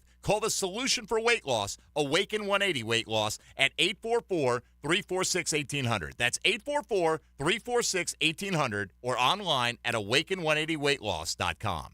Men suffering from ED or PE, you'll see instant results on your first visit at Prime Men's Medical Center. For a limited time, your initial consultation and first treatment are totally free. You'll even get a gift that enhances performance in the bedroom. Call 904-664-8217. Dan Hicken here for Bowdeny & Associates. I want to remind you that now is the perfect time to schedule your eye exam.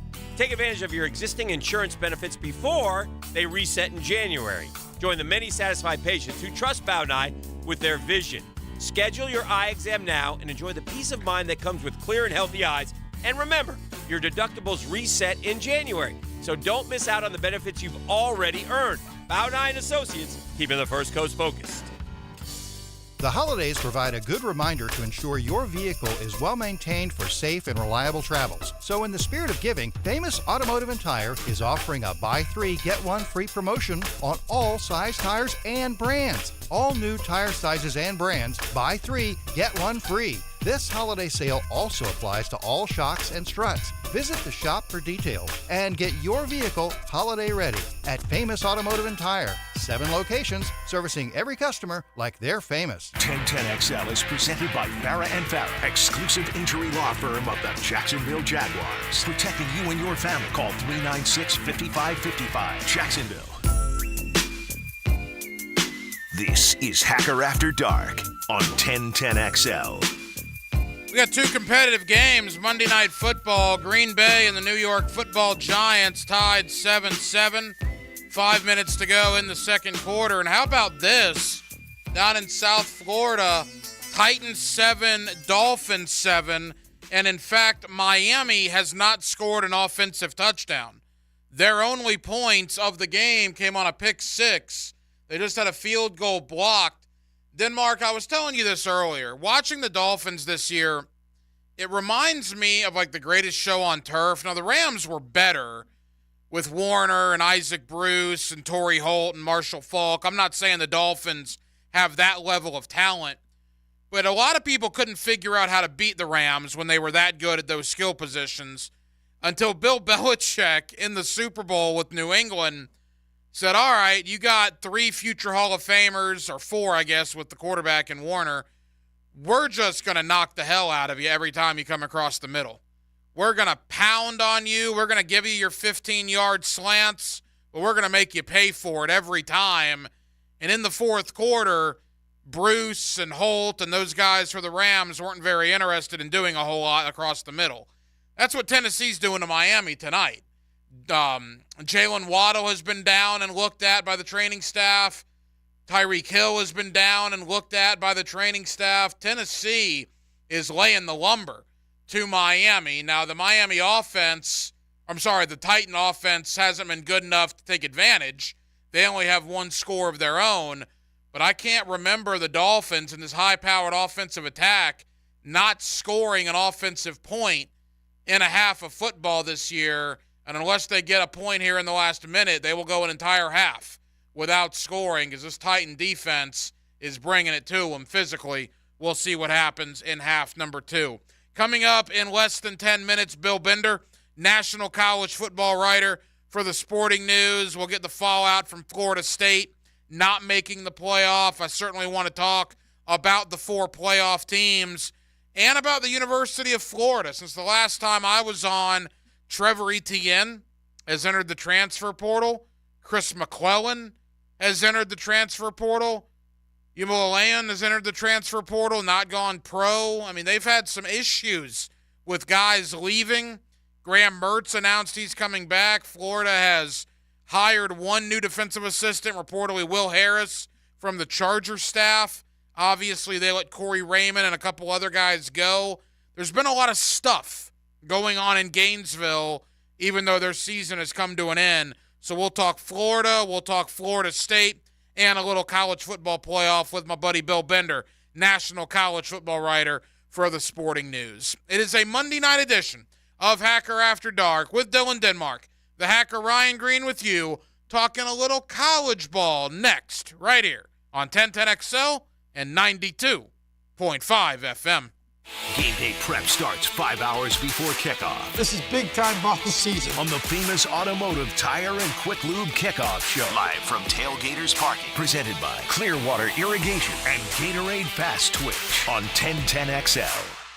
Right now, save big at Key Buick GMC, like $14,000 off of all new GMC trucks. Rates as low as 0.9% for 36 months, 3.9% for 48 months, 4.9% up to 60 months, and 6.9% APR for 72 months. No payments up to 90 days. As always, whenever you purchase a new vehicle from Key Buick GMC, it comes with the lifetime powertrain warranty. Across the street from Tinseltown, Southside and Gate. At ABBQ, they are turning up the heat this football season like no other. Picture this, 15 massive TVs strategically placed throughout the restaurant so you won't miss a single touchdown. Step into their huge outdoor area where the excitement of the game meets the fresh air. Here's the kicker, and this is a big one for me. They got the sound on blast throughout the restaurant for the whole game. Your destination for mouth-watering barbecue and an unforgettable game day. ABBQ, meet and drink with us. You know that leaky faucet you've put a pail or towel down to catch the drips? Well, imagine that leak when your family comes over for the holidays, using the faucet over and over and over. Avoid holiday floods with a call to Duck Duck Rooter today. Duck Duck Rooter will come and resolve those dripping faucets and leaky pipes so you can enjoy a hassle-free holiday season. Call 904-862-6769. Visit DuckDuckRooter.com. Denny Thompson here. This holiday season, tackle burglars and protect your turf. Give the gift of peace of mind. Catch everything around your home with Tyson Sound & Security's cutting-edge surveillance cameras. Whether you're traveling for the holidays or just cheering on your team, earn a big score on safety and convenience. Tyson has you covered for all home cameras and security systems. Call Tyson Sound & Security right now for the holiday season at 904-762-1000. That's 904-762-1000. Tyson Sound & Security. Security and automation experts. He'll satisfy your hunger for a good football story. I'm former Pro Bowl offensive lineman Leon Searcy. Listen for my stories doing Lunch with Leon. Brought to you by the Sausage Dudes. Sausage with a purpose. Lunch with Leon. Weekdays on 1010XL. At Cannons of Jacksonville, they know that when you're towing anything, you gotta have products you can rely on. With over 50 years of fabrication expertise, the family at Cannons can repair or install precisely what you need to tow with confidence. Whether it's a heavy-duty hitch, trailer frame, gooseneck, tow bar, or any other towing accessory, Cannons will provide you with unmatched precision and durability. For all your towing needs, visit cannonsofjacks.com, where quality and customer satisfaction collide. This is Hayes Carline here to help you break free from the chains of pest infestation. The talk of this town is Kingfish Pest Control. By now, many of your neighbors have already joined the Kingfish Revolution, leaving their homes and lawns protected and pest-free. Now it's your turn. Call Kingfish Pest Control and say goodbye to termites, ants, mosquitoes, and other annoying pests. Trust me, you'll get exceptional service and understand why your neighbors and I use Kingfish Pest Control, proud partner of the Jaguars. Are you about ready to deck the halls for the holidays, but your home is cluttered with unwanted junk? Don't let the mess dampen your holiday spirit. Call J-Dog Junk Removal. And it's not just about cleaning up your space, it's about making a positive impact. You deserve a clutter-free home to celebrate in style. They're on a mission to make your holidays brighter and your home junk-free. Call now at 844-GET-JDOG or enter your zip code at jdog.com. J-Dog Junk Removal. Veteran-owned, veteran-operated. Life is about choices and the decisions you make. I'm David Robbins with Epstein & Robbins. If you're convicted of a DUI, you'll have to face severe consequences. Walking through the doors of the courthouse or appearing at a bond hearing can be extremely intimidating. Without the right lawyer, you're likely to make the wrong decision. Let our team help you make the right decisions in court. Epstein & Robbins, the right choice. Epstein & Robbins, fighting for your rights since 1975. To be our best selves, we need to take care of our whole self. That includes your spirit, mind, and your body. At the First Coast YMCA, our members find balance in spirit, mind, and body with unlimited group exercise classes, adult sports league, health coaching, and programs designed for chronic disease prevention. And when the Jaguars win, you win. We're waiving the joining fee the day after a Jaguars win, all season long. Use promo code DUVAL or visit the First Coast YMCA near you and find your why at fcymca.org. Wow, John, my Clearwater sprinkler system looks great. All right, Frank, let's go ahead and program your Rainbird timer. How many minutes do you want the zones to run? John, I think we run from the front 20, the sides 15, the back 10, the garden 5. Clearwater scores! Well, that's a first, Frank, but you're the boss. Clearwater Irrigation. We can't sing a lick, but we sure are good at sprinklers. And drainage too. ClearwaterJacks.com. Post-game Monday on 1010XL is brought to you by Dandy Foods, makers of quality fresh sandwiches and home of the good stuff. 1010XL is presented by Farah & Farah, exclusive injury law firm of the Jacksonville Jaguars. Protecting you and your family. Call 396-5555. Jacksonville. Let's ring up another guest on the All-Pro Roofing phone line. Back here on 1010XL and 92.5 FM in the city of Jacksonville. We are glad you are with us. The college football regular season in the rearview mirror. Bowl season actually begins this Saturday, and there's certainly a lot going on with both Florida and Florida State amidst all the saga surrounding both universities. Having said all that, let me welcome in Bill Bender of the Sporting News. He's always kind enough to join us here on 1010XL in Jacksonville. Bill, how you doing? Hey, I'm doing well. I probably shouldn't mention that I'm an Ohio kid after the Jaguars the last couple weeks, but taking that Ohio AFC North tour. But we will be rooting for them this weekend against the Ravens. Yeah, Jake Browning and Joe Flacco have thrown for, I think, 1 billion yards against Jacksonville the last two games, and now we get Lamar Jackson on Sunday, so that should be an awful lot of fun. Bill, the Jaguars were covering up a lot of scar tissue from people around here for their college football fandom. And let's begin with Florida. I haven't talked to you since right around the Florida-Georgia game. It was a disaster for the Gators after that game. They did not win another game all year. They fired defensive coaches on their staff. Some of their best players are entering the portal. It's a mess in Gainesville, Bill. What are your thoughts about all that? Well, you know, we're wrapping up All-American discussions at Sporting News. We do that every year, first and second team. And you know, part of it is that there wasn't a Florida guy in too many, if any, of those conversations. And that to me tells you what the problem is.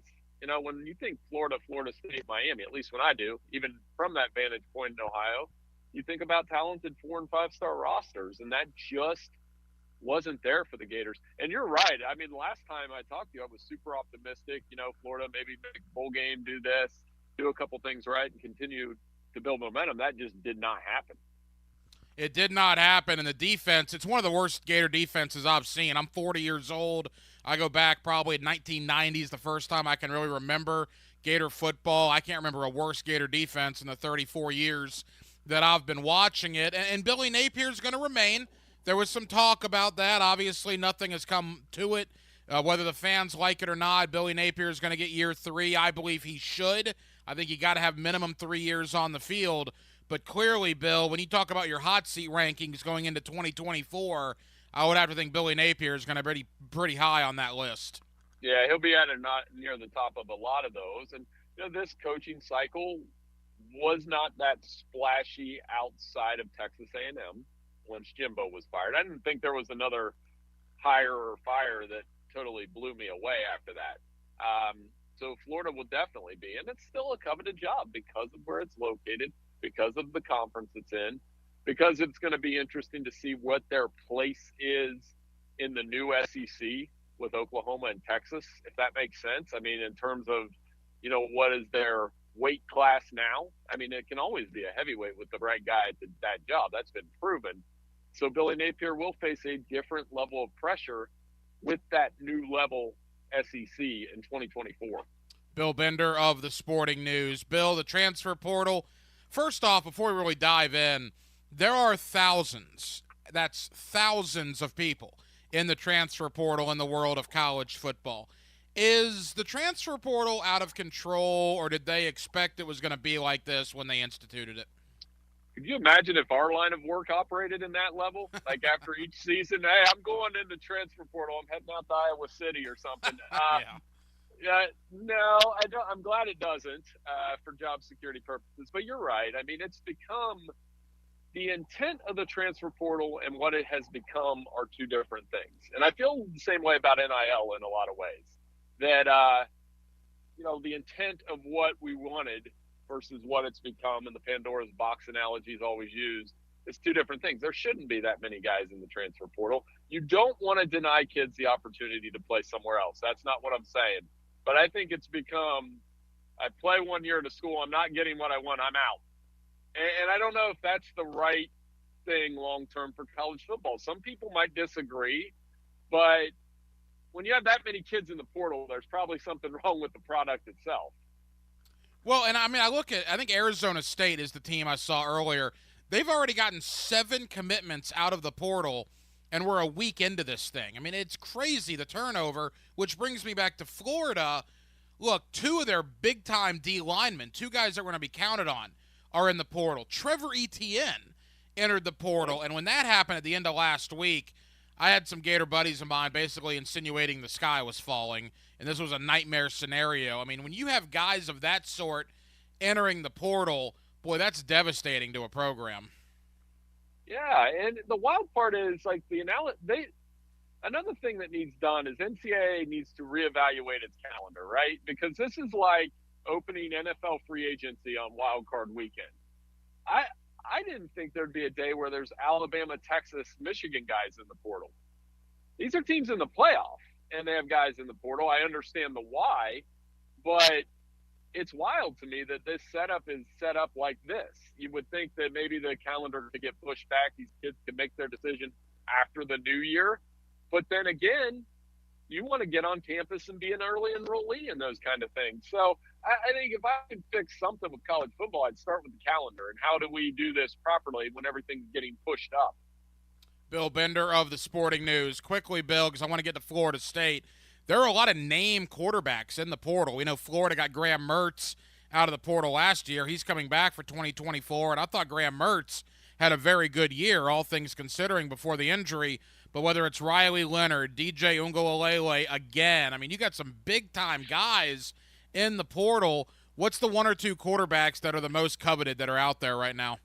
Well, you mentioned those 2, and they certainly will be. And then Cameron Ward at Washington State. And Cameron Ward did all that with a running game that ranked 128th in the FBS.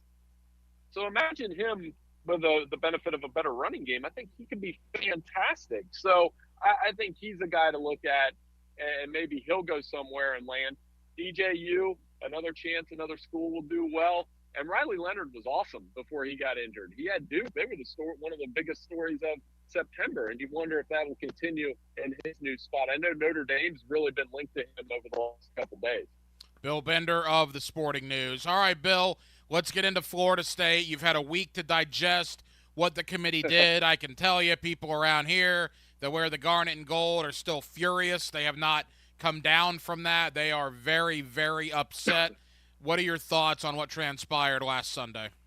Well, the committee got it wrong, and I feel horrible for Jordan Travis because it became about, if we can dance around it all we want, the committee didn't take Florida State because Jordan Travis got injured. And they wanted Alabama in. And maybe Alabama's a better team than Florida State right now, but whether or not they earned it the same way as Florida State, I mean, I had always made 3 simple rules for making the college football playoff. And they were really easy ones. It was be from a Power 5 conference. The only team that wasn't was Cincinnati. It was don't lose twice. No 2-loss team ever made the playoff. And go unbeaten in a Power 5 conference. Those were the 3 rules. And they had held up the whole time. So I'm still stunned in some ways that Florida State was left out. I understand all the frustration.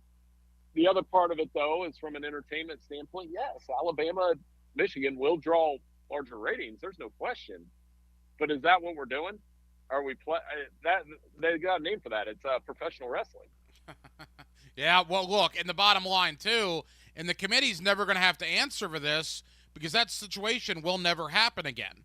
No one's going to care when Team 13 is left out next year, right? There will never be an undefeated Power 5 conference team left out of the playoff. Florida State will go down in history because Auburn, obviously, there was not a playoff in 2004, as the only conference champion that will ever happen to, because nothing like that under the situation we have beginning next year will ever happen again. No, and you make a great point, because if we were still in a 4-team setup next year, I think they would have taken Florida State. I don't know how they would have shoehorned Alabama in. I feel like they would have. Maybe they would have taken Texas out, but that absolutely would have happened. And just think, had Georgia won, I think they would have taken Florida State. It's Alabama. If you want to blame somebody, blame Alabama for winning the game, right? I mean, can you see what I'm saying? That had Georgia beat Alabama, the committee could have had a neat and tidy 4 undefeated package. Obviously not the case when Alabama did what they did. You mentioned Georgia. Around our parts, it's all about Florida, Miami, Florida State, and Georgia. Well, two of those teams are going to play each other. They're a combined 25-1. They're playing in a prestigious Orange Bowl down in South Florida. And, Bill, I wonder if anybody is going to care about that game. That's the weird part, because you could make an argument that if Florida State wins, they could claim a national championship. But this is another symptom of the bowl environment we live in, where how many guys are going to opt out? Johnny Wilson opted out, right? There's been others. I'm sure there'll be NFL draft defections, guys in the portal. And this is something they're going to have to figure out next year, because once we go to a 12-team playoff, some of these bowl games are going to mean even less. And don't get me wrong, I'll watch all of these games. I do. I watch well-wrapped presents. I do all those things. But the value of some of these games is certainly being diminished, and we can't escape from that. Couple of more for Bill Bender of the Sporting News. Bill, the four teams that did get in. Obviously, you got Michigan, Alabama. We'll get to that in a moment. First to Washington and Texas. I thought Michael Penix should have won the Heisman. I understand why he didn't. Jaden Daniels got it. Great year for Jaden Daniels. But what Michael Penix has done for that Washington program, to me, is spectacular. They play a Texas team that's very, very good. To me, Bill, that is a true toss-up between Washington and Texas. All that, it's going to be great quarterback play. Two efficient guys under center. They can get it up and down, and high-scoring offenses. Washington beat them in the Alamo Bowl last year, and you said it, Michael Penix played great. And Rome Odunze is awesome. You've got great receiver talent on both sides of the ball. I think the defenses can get after it. So, yeah, I think this is going to be a fun Sugar Bowl. And I also think Texas is going to win. Just the way that they were able to persevere through Ewer's injury, through Jonathan Brooks' injury, and to continue to play well on the defensive side of the ball, win the one-score games. Steve Sarkisian turned a little bit of a corner. I think Texas gets to Houston and gets a chance to play for a national title. We've been here before with Michigan, great regular seasons, and then they run into somebody from the South, whether it's an ACC or SEC opponent, and things don't go their way. Well, here we go again, Michigan and Alabama in the Rose Bowl. I mean, that's a long trip for Bama. I'm not sure how many Tide fans will go out there. Probably some, certainly. It's probably a once-in-a-lifetime type deal. But what is your thought about Michigan and Alabama in the other playoff? Oh, all-time uniform game out in Pasadena. I love the Rose Bowl, but I'm a Big Ten guy, obviously. Should be fun. And you said it. Like, what's changed with Michigan? We've watched all these SEC bowl games, and the last one they've won was against Florida in Jim Harbaugh's first year. Haven't since. And the difference in talent on the perimeter, did that change? Michigan has a very good defense, a very good interior defense. And I'm wondering how that matches up against Alabama. Which team can generate a running game that isn't coming from its quarterback? And can J.J. McCarthy make a handful of throws that make a difference in the game? I can't wait for this matchup. And I understand, again, you heard what I said about Florida State. But this one on TV is going to be fun because there's so much on the line. And depending, I think who you talk to, I can ask you this question. Your allegiances aside, you're rooting for Alabama, right? Because a lot of people want Jim Harbaugh and Michigan to kind of get their pennants, so to speak, on the field. Yeah, and it's that whole SEC thing down here. SEC, it just means more. You tend to root for your conference allegiance there. And I would love to see Alabama and Texas again, or even Alabama-Washington for that matter. So, yeah, I think a lot of people in our neck of the woods probably will be rooting for Alabama. You know, it's kind of like the Patriots. If you're rooting against the Patriots because they win all the time, you know, that would be the Michigan or the Alabama side of it. If you're rooting against the Patriots because of Spygate and all those things, that's the Michigan side of it. So it's like almost like the New England Patriots argument two ways. Final moments with Bill Bender of the Sporting News. Bill, two final questions. Number one, outside of the Orange Bowl that we talked about and the playoff, what is the bowl game you're looking forward to the most? I can't believe I'm saying it, but Iowa, Tennessee. I want to see Iowa play defense against Tennessee. I love watching Iowa play defense. I don't like watching Iowa play offense. It's brutal. So I'll keep an eye on that. And like I said, I mean, I always say bowl season means something different to everybody. If you don't think this means something to James Madison and Jacksonville State, I can't hear that. But then on the other side of it, my alma mater, Ohio University, the quarterback and running back are in the transfer portal. These are the times we live in. But it's football, and I always tell people you're going to be complaining when it's not on, so enjoy it while it is on. There's no doubt about it. And finally, Jaden Daniels, the Heisman winner. Were you okay with that? I am, but like you, I mean, Michael Penix had a compelling case. Marvin Harrison had a compelling case. So did Bo Nix. Jaden Daniels had the Lamar Jackson-like numbers and, an 8-touchdown game, a 600-yard game. So it wasn't like the greatest year for the Heisman, but that doesn't diminish what Jaden Daniels did. And that's another Heisman. How many SEC Heismans is that in the last 10 years? It's become an SEC-dominated award. Pretty close. It's a lot of them, no question about that. Bill Bender of the Sporting News does a terrific job covering the world of college football. Bill, probably our last conversation till the holidays and the new year. We'll hopefully do it again, maybe close to the national championship game. Have a very happy holiday, a very happy new year, my friend. Always appreciate you joining us. Oh, I appreciate it. Thanks so much. Take care. Now, today's takeaways, brought to you by Key Buick GMC, where our family dealership has been helping families buy vehicles for over 50 years. And thank you to Bill Bender of the Sporting News for joining us tonight here on Hacker After Dark. My big takeaway of the evening, well, it goes back to the Jaguars, certainly. They've lost 2 in a row now, Cincinnati, and then yesterday in Cleveland. And as the season goes along, and it's a long season, right? We've been doing this for a while, and there's still a month to go. Expectations change. I think goals also can tend to change. And where Jacksonville is at 8-5, the number 1 seed talk is gone. That won't happen. So now it's all about winning the division. Win the division at all costs. That is your goal for the next 4 weeks. And you have a huge lead in that regard. With tiebreakers in place, you basically have a 2-game lead on Indianapolis with 4 to go, and you essentially are a game and a half up on Houston with 4 to go. So if Jacksonville takes care of business against the Carolinas and the Tennessees of the world, they should win the AFC South, at worst have the number 4 seed, have 1 home playoff game, and then see what happens. So the last 2 losses have been rough, no question about it, but all is not lost. With Indy's loss and Houston's loss yesterday, you are still in clear control of the AFC South, and that needs to be the goal now for the Jaguars moving forward with these last 4 games of the regular season. Well, that'll just about do it. What has been a very, very busy Monday night edition of Hacker After Dark. We certainly appreciate you guys hanging out with us here on 1010XL and on 92.5 FM. We have a ton of people to thank. Again, thank you to my friend Bill Bender of the Sporting News. He does a terrific job covering the world of college football as we talked Florida State, the college football playoff, and other topics around the world of college football. Thank you to Dave Campo. It's always Monday night coaching with Campo. He's our head coach here on Hacker After Dark as we reviewed Cleveland and took a look ahead to Baltimore coming in for Sunday Night Football this Sunday. Of course, you'll hear that game right here on 1010XL and on 92.5 FM.